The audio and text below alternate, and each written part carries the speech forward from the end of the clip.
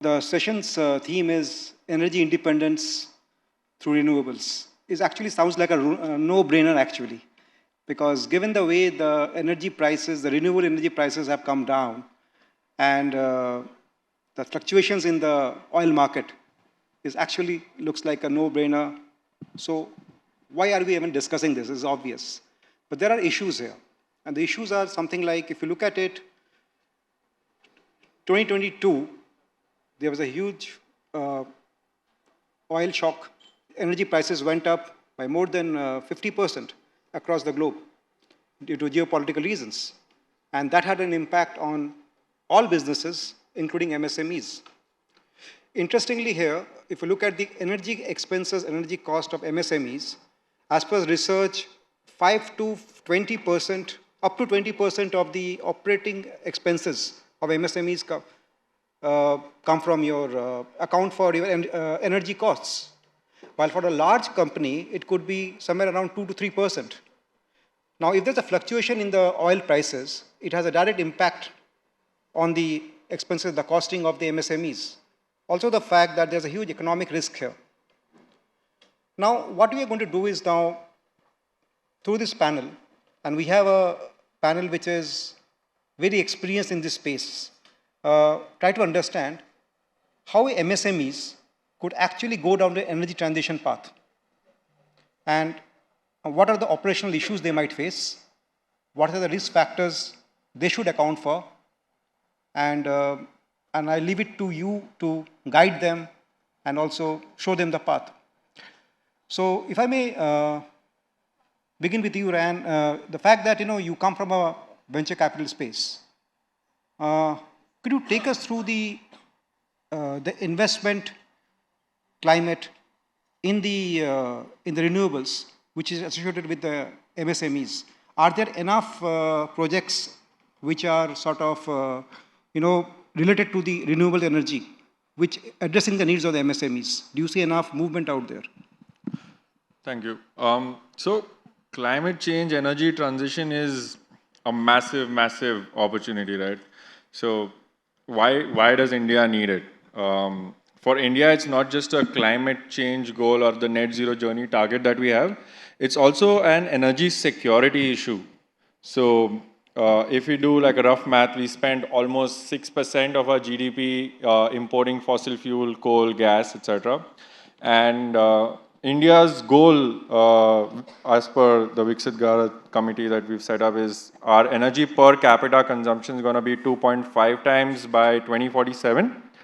And if we continue with the same energy mix, we will probably spend 15% of our GDP importing fossil fuels and coal. And that's not sustainable because we don't have it. So it's really an energy security issue for us to move towards renewable and be independent. Yes, the cost makes sense. There are challenges, upfront costs, capex, etc., that we're talking about. So the opportunity is massive. So when we did the math from our venture capital fund point of view, it's a $200 billion opportunity in India by 2030, just energy transition. And out of that, about 15 to 20% is a technology opportunity, which is what we focus on, about $30 to $40 billion. And that means the next 10 to 12 unicorns that we will see will be from energy industry. So that's the opportunity that we're looking for. And yes, we do not have enough capital to solve for it, and that's what we're all here for, to mobilize with the help of government, the corporate. We have the talent, we have the people who are building to solve for these issues, and it's our responsibility to provide them the resources to move forward, right? We are moving ahead. The pace isn't enough. How can we go faster? That's what we're here to discuss. Could you take us through some of the, what is the thought process that investors have when they're looking at opportunities in this space, especially for RE projects? Yeah. So since we're talking a lot about MSME as well, right? So why is an MSME even interested in climate change or moving towards renewables or being more energy independent, right? Or less dependent on fossil fuels or conventional sources? Primarily because they say if they're exporting, then their customer is asking them, or the regulatory authorities like say Europe, CBAM regulation is asking them to actually move towards net zero. Otherwise, there isn't really any push. And one way we can make them more interested in this is bringing the total cost of ownership. So talking about renewable projects, the cost definitely has come significantly down, but there isn't enough financing for upfront cost. How can we solve for this? Can we look at different energy efficiency technologies or different financing opportunities like blended finance? For example, every time we invest in a technology startup, we put in equity capital, we also ensure there's significant venture debt that comes in together. So I think there is a blend of, say, the kind of startups that we saw in the past where we spent a lot of money on customer acquisitions and maybe not focus too much on profitability versus the MSMEs that we see today focused or probably spending too much effort on working capital financing and trying to solve for their existing business issues instead of moving towards solving for energy as a challenge, because that's not the topmost problem that they're solving for. I think the new blend of startups that we're focusing on investing is startups that are focusing on profitability and also solving real problems by building engineering products or solutions and getting into manufacturing. A blend of the technology startups and MSME together. I think that's the future. And that's what investors are looking for, profitability. And that basically gives them a great base to access more finance. Not just concessional climate finance, but conventional finance. Interesting. Sanjeev, if I can bring you here, begin here, like, Hexa Climate has been in the forefront of developing climate-based solutions and implementing them. As MSMEs go down the energy transition path, what are the operational challenges and issues do you foresee? And could you also guide them in terms of what are the risk factors they should watch out for? Yeah, thanks, Sudipto. I think the challenge specifically with MSMEs is that they are so much more focused on their day-to-day business that first they need to make sure that their main business is working properly. Only then you can talk about something like what do I do about the sustainability part of it. So for them, the sustainability is all about, does it really help me to reduce my cost? Does it help me in addressing my customers in a better way? Exactly. And after that, I really want to make sure that I am getting really the return on my capital if I have to invest it. So I think what are some of the things which, for example, what we see in the MSME space is that people are all aware that there is something called solar rooftop, for example. I have a friend who runs a small factory in Noida, and he has heard about it, so he calls me once in a while. Every 3 months or 6 months he will call me that I want to install like a 100 kilowatt plant on my factory. It will cost me some 45 lakhs or 50 lakh rupees. What do you suggest? Should I go for it? So I can't really put my hand on my heart and say, no, you should go ahead with that. Because what I know is that he can go for it. He can very well afford it. It's not that he cannot afford it. The challenge is that he doesn't understand the technology risk of it. The whole calculation is shown for 25-year duration. But after 3 years, 4 years, 5 years, is he really in a position to make sure that the technology works in the format in which it's supposed to work? And that's in where the solution that is normally available to the larger corporates is the OPEX model. And that's where we work in Hexa and prior to that in Amplus Solar also. That essentially we take away a lot of this technology risk and the financial risk, etc., away from the customers. But there also we a little bit shy away from the MSME for the simple reason because we are not sure that the banks are willing to accept them as a counterparty. So it's a little bit of chicken and egg story.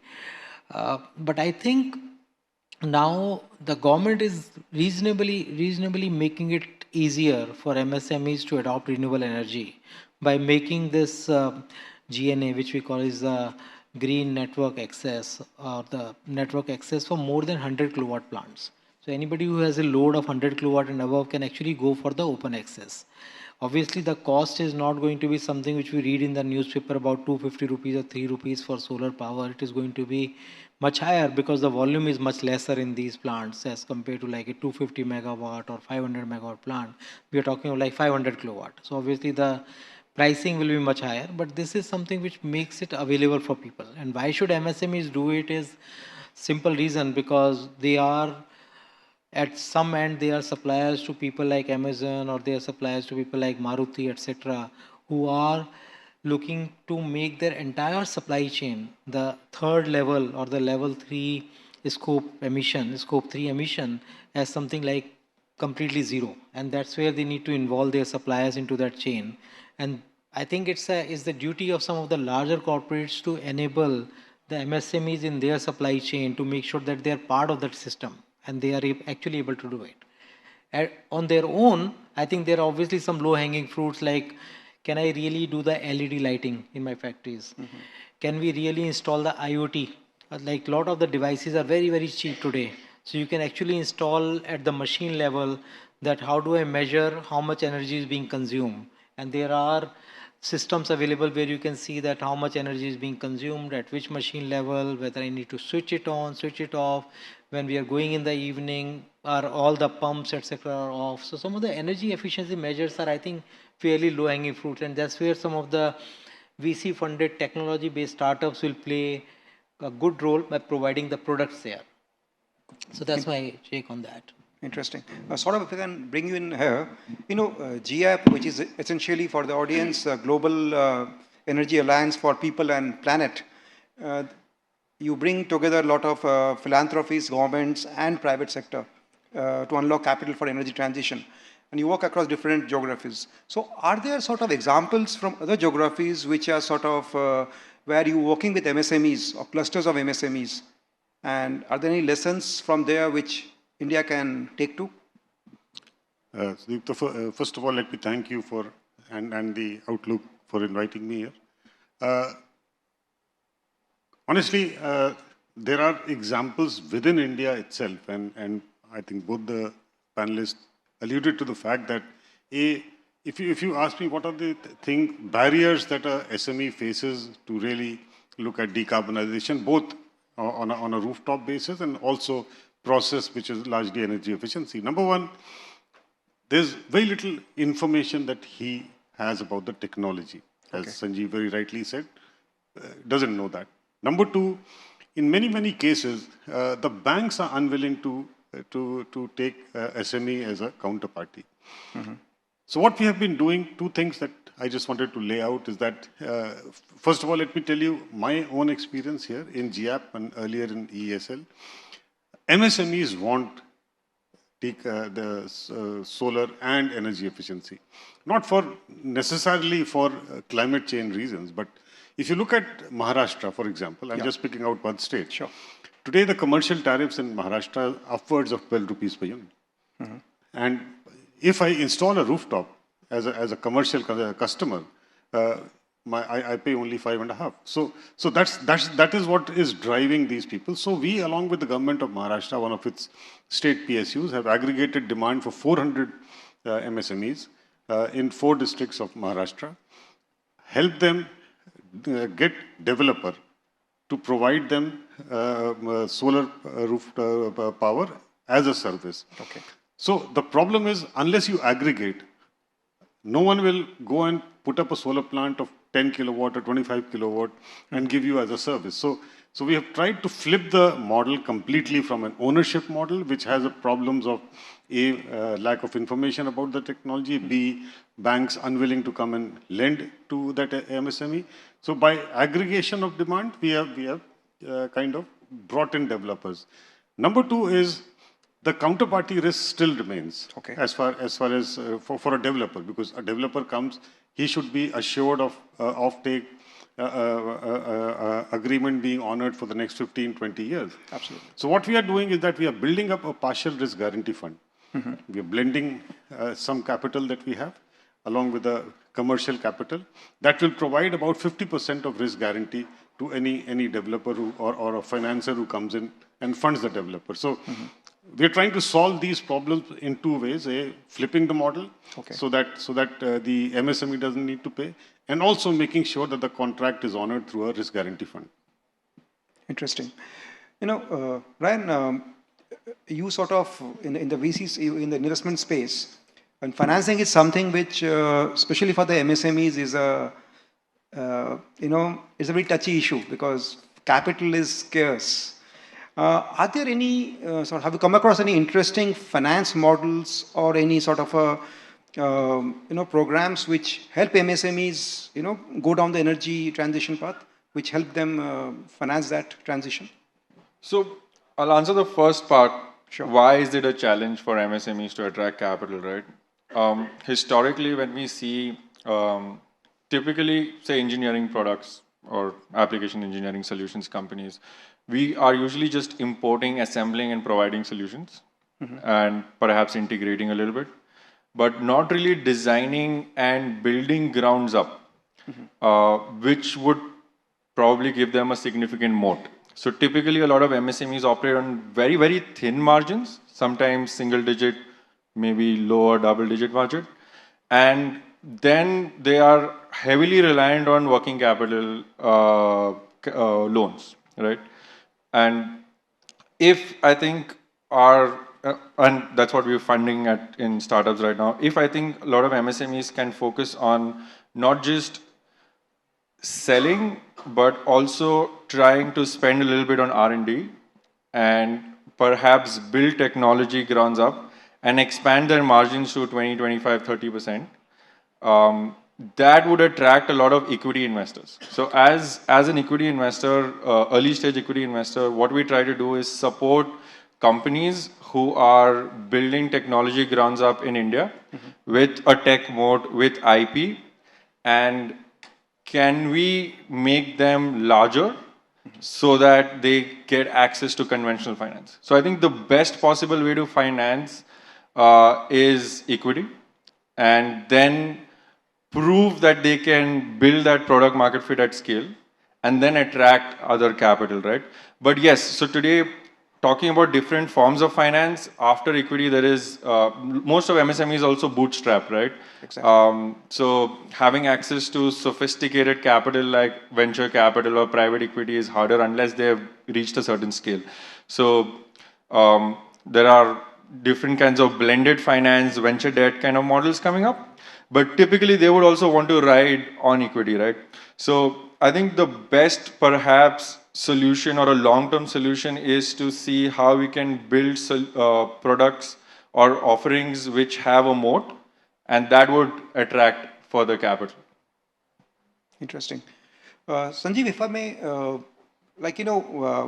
as the MSMEs go down the energy transition path, it will also open up the space for, energy storage, because that's naturally to, if you're going to a renewable way, you'll have to have a storage. Also, the carbon markets, that also opens up subsequently. Could you take us through, how should the MSMEs play it out, if you have to go down that path, what would be your advice to them in terms of, do they need to have a medium to long-term strategy? How should they play it out? See, I think it's very difficult to really point it down specifically for MSMEs. It's more like a larger play from the energy storage perspective, because as we all know that the solar and wind, while in the past 20 years they have been favorites for the governments and the industry also to set up the wind plant and then solar plant in the last 5-7 years, because the cost is fairly cheap. But now we are at that stage where that cheap cost and the abundance availability of solar is going to pinch very soon. So therefore the importance of the storage and battery is absolutely right there in front of us, and we need to have as much storage as possible if we want to have as much solar as we want. So it's a requirement of the situation. So therefore, it's not specific to MSME. If MSMEs, if I have to give like an answer about how MSMEs can use the storage, which is getting cheaper literally by the day, what we have seen in the last probably 2.5 years, that battery costs have come down by almost 60% or so, 60 to 70%, which is a significant drop. Now, whether this is becoming something which is competitive with the grid, probably not. But what it is competitive with is the diesel-based generation. So if when people are looking at the backup power, so when we look at the backup power, for example, in our residential complexes, when we look at the backup power in the data centers, when we look at the backup power in the MSMEs which require to be run, then I think the batteries have started making sense to that extent that you really don't need to run the diesel. So which I think is a good sign for many of the MSMEs, and hopefully there'll be longer duration batteries which will be available right from we are talking more like 2 hours, 4 hours now. 8 hours is getting the new set of batteries which are coming in there, and then you combine the whole thing with the solar, and then literally one can start talking about 24 hours solar plus battery type of power. So SMEs will also get the benefit of all this. But you don't see that happening right now. I'm saying. So it's happening right now. So if you look at globally, the number of the battery plants which have come up is like last year like 100 gigawatt hour. India has already bid out 30 gigawatt hours. The installation has happened is like 1 gigawatt hour. But if you see next 2-3 years, the number of battery installation that will come up, hopefully if everything remains in control and technology is something new for us to adopt, and we need to do a lot of work on the technology side, I think this is going to be an interesting play on the storage side. And so this is like the real energy transition. When we talk about it, the solar and wind is done and dusted, but we really want to make the energy transition to some format. Batteries is the real way, and then after that we'll be left out with some 15-20%. That's where the carbon offset projects will be playing a good role to capture that net zero, but that's going to be expensive form of net zero. It's not going to be cheap. So you're saying that that's an investment opportunity for MSMEs also, if they look into it. MSMEs can of course play a role in the battery ecosystem. For example, the installations of large scale batteries will require, say for example, containers, the installation of these batteries, so many things, operation and maintenance of these things. So there are going to be opportunities in that space. Saurabh, how important is it to have partnerships and collaborations in driving this energy transition from an MSME perspective? Because as we know, given the size constraints, it has to be collective. It has to be cluster-based or collective. So how important is collaborations, partnerships? Okay, so I'll try and answer this question that if I remove MSME and I put Government of India, Okay. and no, because it's a very similar thing. Today, if you look at energy transition as a subject at the Government of India level, it is being handled by 18 different ministries. 18? Yes. Okay. Now, this is exactly as you go down the value chain, whether it is an MSME, if you have to look at a good energy transition and a just energy transition, you need to collaborate. I mean, because there are so many different things that are actually taking place. In fact, if you see that traditional silos of energy sector are actually getting merged. Transportation was a separate thing. Now with the advent of electric vehicles, which is the battery system, tomorrow the battery system will interact with the grid. So it is also, I just give you one example. So there is a need for harmonization and coordination and collective action to get the most optimal result out of this energy transition piece. So are you saying that, there needs to be a Ministry of Energy Transition? Well, possibly? I don't know about the ministry, but if you look at most developed countries in the world, they do have a national level energy transition commission, precisely for the reason that I just mentioned to you. And usually it is the head of the state which is chairing that commission. So I would be a very strong votary for if I look back on the Indian context, the only institution that comes to my mind which cuts across these 18 ministries and has the head of state as the chair is the Niti Aayog.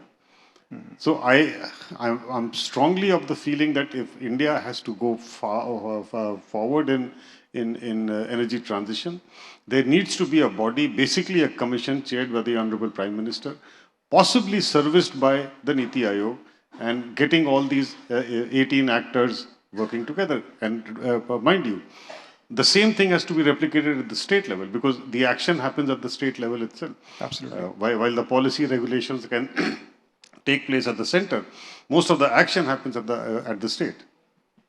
Interesting. You know, earlier one of the panelists referred to the fact that energy efficiency, is something that's, okay, this is energy transition, but energy efficiency is something which comes naturally also part of this whole discussion. So how do you sort of, and it's open to all three of you, you think when you are driving energy efficiency for the MSMEs, is that also, it should be part of the whole discussion of energy transition also? Maybe you can start with... So, again, I'll come back to the MSME later, but when I see energy transition at the national level, to me there are three broad parameters to it. The first is renewables plus storage, right? You're going away from fossil fuel-based energy.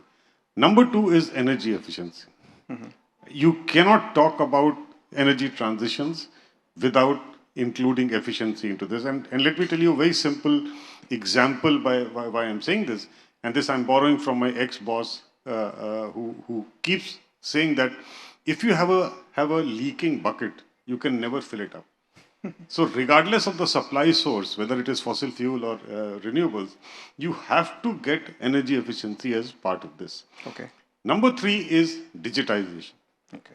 Unless you digitize utilities, it is nearly impossible to take them through the process of energy transition. So yes, energy efficiency has to be at the forefront. Yes, you have to then nuance it to various different stakeholders, whether it is an MSME or a municipal body or a large industry. That nuance part has to be broken up. But at the moment, we don't have energy efficiency at the national agenda.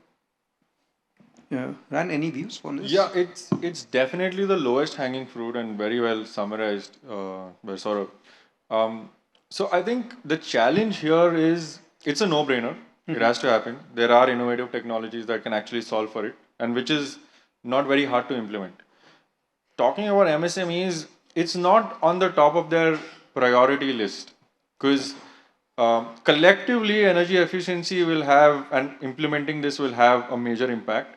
But for that one particular company, different shapes and sizes, it doesn't really change their bottom line as much, and they can focus their energies, resources in different manner, which basically drives their top line. And that's how they're thinking, right? So one way to actually implement is some kind of a regulatory push. So customer push for sure, and that's how they drive towards net zero. And only those customers who's asking for it, people in that value chain are solving for it. But I think some kind of a regulatory push would really help accelerate this on a collective level. Sanjeev, any views? So I think the energy efficiency is something which ideally as a society it comes naturally to us because we are generally very value conscious, very frugal type of society that we want to save everything. But it helps, I think the possibility of helping it is by probably the government or the agencies running some sort of the campaigns about energy efficiency. I remember seeing some ads in the TVs that switch off the lights when you're moving out, etc. I don't see those ads now. Maybe I don't watch the TV now. But if those types of things are there and the government can make it little simpler for people to really remember it, top of the mind, something like a Swachh Bharat type of thing, like, okay, this is the energy efficiency mission. So because it's not only a MSME, it's like when we are in our houses, when we are in our homes, I think somewhere I feel that we are getting little lax about the whole thing about the energy as the income levels are rising because it doesn't pinch people as much as it used to pinch in the past when the energy was or the money was a little more scarce or the energy was more scarce. Now we say okay, lights are on, so be it. What difference does it really make? The air conditioning is on throughout the house, so be it. So I think it's a little bit of collective effort that is probably required by more education. Another common question for all three of you, from a policy and a regulatory perspective, what would be your recommendation, that if you are to push energy transition in the MSME space, what would be your recommendation? Top 3 recommendations be? Maybe you can start with Sanjeev and then you can go down this way. I think my recommendation is from the MSME perspective, the government should, or I don't know why we push everything down to the government. It should become simpler. That's the easier scapegoat. So basically, I think people should be more familiar with the energy monitoring, because I think the energy monitoring is not that difficult now. It's fairly simple by installing maybe like a 5,000 rupees, 10,000 rupees type of devices. If you can measure it properly, then you can start saving some part of it. So that's one recommendation, that people should go for that type of devices installation and the monitoring of the system. I see in a lot of the commercial buildings that people see all the time, that where the energy is getting consumed, what is the air conditioning load, etc. So that is first part of it. The second part of it is people should go for, as Saurabh ji kindly pointed out, that essentially is about how we can aggregate the demand for the solar rooftop and provide some sort of the promotional scheme from the multilaterals or from the government side, that they can install whatever they need, and there is some facility there. I think these are the two things that come top of my mind. I think it's not just a government's role, right? Obviously, government's an enabler and make it happen, right? So it's more about how each individual people of the country, the corporates, and the government have to come together and understand the real long-term implications of us continuing the way we are continuing. And this would affect each one of us in this room. This, like, the next couple of decades is going to change how each one of us is going to consume the energy, right? And if not immediately us, then the next generation. I think it's a collective effort. It's a mission that the government can obviously play a role. So does the corporate, and so do the people of the country, right? So what this is amazing thing that has happened as a venture capitalist that I've seen is the first time the government's coming together by providing subsidies, regulatory support, etc. The corporates are very serious about the net zero journey for multiple reasons. And even the founders that I meet every day, they definitely see this as a financial opportunity and business opportunity, but deep down inside, they feel fulfilled and happy to contribute towards accelerating India's net zero journey. And that's what drives me and every single person in my team. The mission is, how can we accelerate India's net zero journey by investing in technologies for decarbonization.